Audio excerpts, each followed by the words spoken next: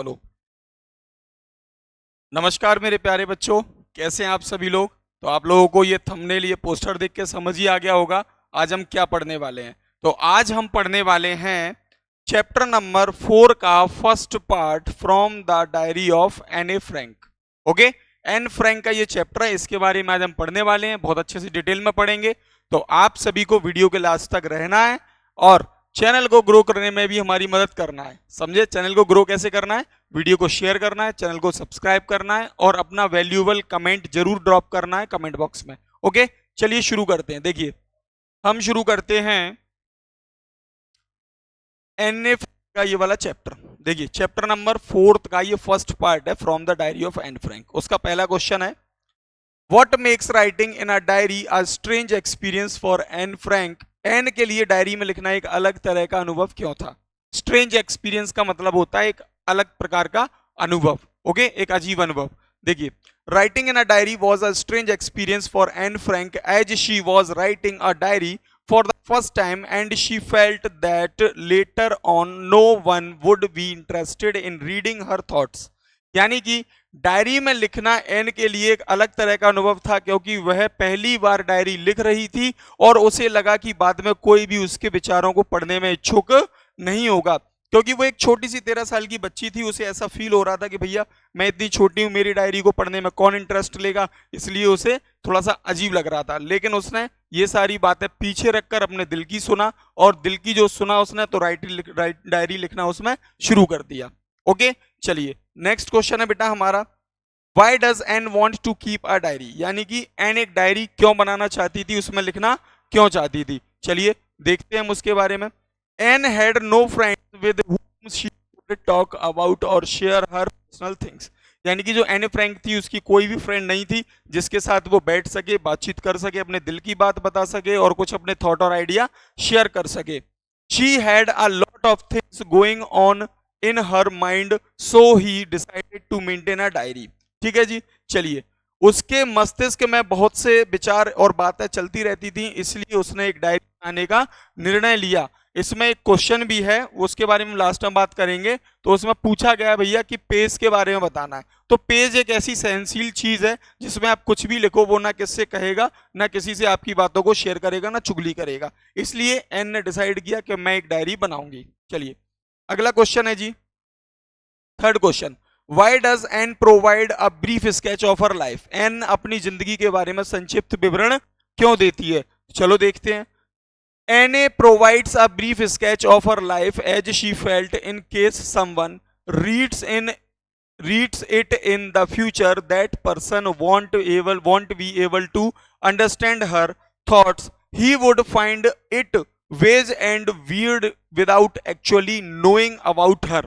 यानी कि एन अपनी जिंदगी के बारे में संक्षिप्त विवरण इसलिए देती है क्योंकि उसे लगा कि यदि भविष्य में कोई इसे पढ़ेगा तो वह उसके विचारों को समझ नहीं पाएगा, उसके बारे में वास्तव में जाने बिना उसे यह अस्पष्ट और अजीब लगेगा। इसलिए उसने ये डायरी लिखने का निर्णय लिया। चलिए देखते हैं अगला क्वेश्चन क्या कह रहा है, what makes writing in a diary a strange experience for Anne Frank. Anne के लिए डायरी में लिखना एक अलग तरह का अनुभव क्यों था। इसके बारे में हम ऑलरेडी बात कर चुके हैं, अगर क्वेश्चन दोबारा आ गया तो समझा देते हैं, कोई दिक्कत नहीं। Writing in a diary was a strange experience for Anne Frank as she was writing a diary for the first time and she felt that later no one would be interested in reading her thoughts। यानी diary में लिखना N के लिए इसलिए अजीब था क्योंकि वह ये डायरी पहली बार लिख रही थी और उसे लगता है कि शायद इन फ्यूचर कोई भी उसकी डायरी को पढ़ने में इंटरेस्ट नहीं लेगा, इसलिए उसे थोड़ा सा अजीब फील हो रहा था। ठीक है जी, चलिए अगला क्वेश्चन है। अच्छा, ये क्वेश्चन हमने कर लिया है, वाई डज एनी, ये क्वेश्चन भी हम कर चुके हैं। एने एक डायरी क्यों बनाना चाहती थी, इस बारे में भी बता दिया हमने कि भैया वाई। अच्छा, ये दोबारा आ गया ये वाला क्वेश्चन, चलिए कोई बात नहीं, हम अगला देखते हैं। Why did Anne think she could confide more in her diary than in people.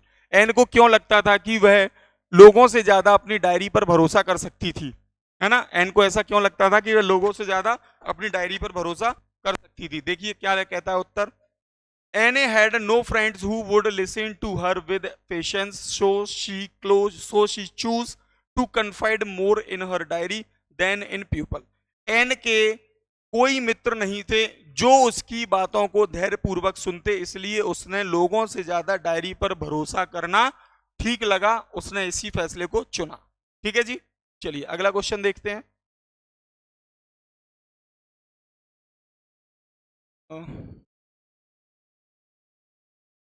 ये हो गया बेटा, ये दो दो बार गलती कर दी है इन्होंने। चलिए वो क्वेश्चन भी हो गया था, है ना, वो दो बार आ गया, चलिए कोई बात नहीं। अगला देखते हैं। Why was Mister Keesing annoyed with Anne, what did he ask her to do. बहुत इंपॉर्टेंट क्वेश्चन है एग्जाम की दृष्टि से, आप सभी को इस क्वेश्चन को अच्छे से रीड करना है, लर्न भी करना है। चलो मैं समझाता हूं। मिस्टर कीजिंग एन से क्यों नाराज थे, उन्होंने उससे क्या करने को कहा, ये देखते हैं क्यों नाराज थे। Mister Keesing was annoyed with Anne because she used to talk a lot in class during his lecture. या एन फ्रैंक जो थी एक बातूनी लड़की थी, बातूनी कह सकते हैं, या फिर वो पहले से ही बात करती थी। तो भैया वो क्या हुआ कि मिस्टर कीजिंग जब लेक्चर लेते थे, उनकी क्लास जब चलती थी, तो एन फ्रैंक उनकी क्लास में हद से ज्यादा बातें करती थी, है ना। He assigned her extra homework by asking her to write an essay on the subject a chatter box. तो भैया मिस्टर कीजिंग उससे गुस्सा हो गए और उन्होंने उसको क्या दिया, एक एक्स्ट्रा होमवर्क दिया और कहा कि एक चैटर बॉक्स के ऊपर आपको एक निबंध लिखकर लाना है। ठीक है जी, ये उन्होंने उससे करने के लिए कहा था। और गुस्सा वो क्यों थे, क्योंकि वो उनकी क्लास के दौरान बहुत ज्यादा बात करती थी। चलिए बेटा अगला देखते हैं हम। अगला कह रहा है, do you think mister Keesing was a strict teacher. क्या आपको लगता है कि भैया जो मिस्टर कीजिंग थे वो एक सख्त अध्यापक थे, है ना। देखिए लिखा हुआ है, क्या आपको लगता है कि मिस्टर कीजिंग एक सख्त अध्यापक थे, यानी कि कड़क स्वभाव के अध्यापक थे। उसका आंसर लिखा है, Mister Keesing was a strict teacher, he expected discipline and silence in his class while he was teaching, because of over talking in the class he punished Anne by asking her to write essays threes Anne every time came up with funny ideas. Mr. Keesing took her essays lightly, he even read the content in the class, so Mr. Keesing cannot be entirely leveled as a strict teacher. He was fun loving too. Mister Keesing एक अध्यापक थे, जब वह पढ़ाते थे वे उम्मीद करते थे कि कक्षा में अनुशासन व शांति रहे। कक्षा में ज्यादा बोलने के कारण वह एन को सजा के तौर पर 3 बार यानी कि 3 निबंध लिखने को दिए थे उन्होंने। एन हर बार कुछ अनोखे अंदाज में अपने विचार रखती थी और मिस्टर कीजिंग उसके निबंधों को मजाक में ही लेते थे। वह कक्षा में उसके लिखे निबंधों को भी पढ़ते थे, इसलिए मिस्टर कीजिंग को सख्त मिजाज अध्यापक होने की उपाधि नहीं दे सकते। वे मजाक भी करते थे, लेकिन जब एन क्लास में ओवर टॉक करती थी, बहुत ज्यादा बात करती थी ड्यूरिंग द क्लास के दौरान, तो मिस्टर कीजिंग उससे परेशान हो गए थे और उन्होंने उसे 3 बार निबंध लिखने को दिए थे। समझ आया। चलिए अगला देखते हैं। देखो भाई एक बात समझ लें आप कि ये जो पीडीएफ है इसमें आपको इंग्लिश तो दी ही है, साथ में उनका हिंदी ट्रांसलेशन भी दिया है। समझ रहे हैं आप लोग। अगर आपको लगता है कि नहीं मुझे इसका हिंदी ट्रांसलेशन लिखना है, तो आप इसे पॉज करके स्क्रीनशॉट भी ले सकते हैं, है ना। हर एक चैप्टर को मैंने इसी तरीके से उसकी पीडीएफ बनाई है। देखिए अगला क्वेश्चन क्या कह रहा है, what made Mister Keesing allow Anne to talk in the class. यानी कि मिस्टर कीजिंग ने एन को कक्षा में बातें करने की स्वीकृति कैसे दे दी, अलाउ कर दिया कि चलो भाई एन अब तुम क्लास में बात कर सकती हो। पढ़ते हैं इसके बारे में। Mister Keesing was a strict teacher, he had punished Anne for being over talkative in the class 3 times. Each time he asked her to write essay on different days, to write more or less on the same topic. On each occasion, he was impressed by the way she presented her essays. On third assignment, Anne wrote a satirical poem which was just apt for Mr. Keesing. He took it lightly and accepted the fact that Anne would always be like this, so he allowed Anne to talk in the class. चलिए तो था अंग्रेजी, अब इसके बारे में हिंदी में समझाते हैं। मिस्टर कीजिंग एक सख्त अध्यापक थे, उन्होंने 3 बार इनको कक्षा में ज्यादा बातें करने के कारण दंड दिया था, पनिशमेंट दी थी। हर बार उन्होंने करीब करीब एक ही विषय पर अलग अलग दिन निबंध लिखने को कहा और हर बार वह एन के निबंध लिखने की कला से प्रभावित हुए। अपने तीसरे निबंध में एन ने एक व्यंग्यात्मक का मतलब होता है एक टिप्पणी टाइप से उसने कविता लिखी थी, जो मिस्टर कीजिंग के ऊपर प्रॉपर तरीके से सेट हो रही थी, सूट हो रही थी। मिस्टर कीजिंग ने उसे मजाक में ही लिया और उन्होंने इसे एक सच्चाई के तौर पर स्वीकार कर लिया कि एन हमेशा ऐसी ही रहेगी, इसलिए उन्होंने एन को कक्षा में बात करने की स्वीकृति दे दी। समझ आया बेटा। चलिए अगला देखते हैं, अगला क्वेश्चन क्या कह रहा है। Anne says teachers are most unpredictable, is Mister Keesing unpredictable how?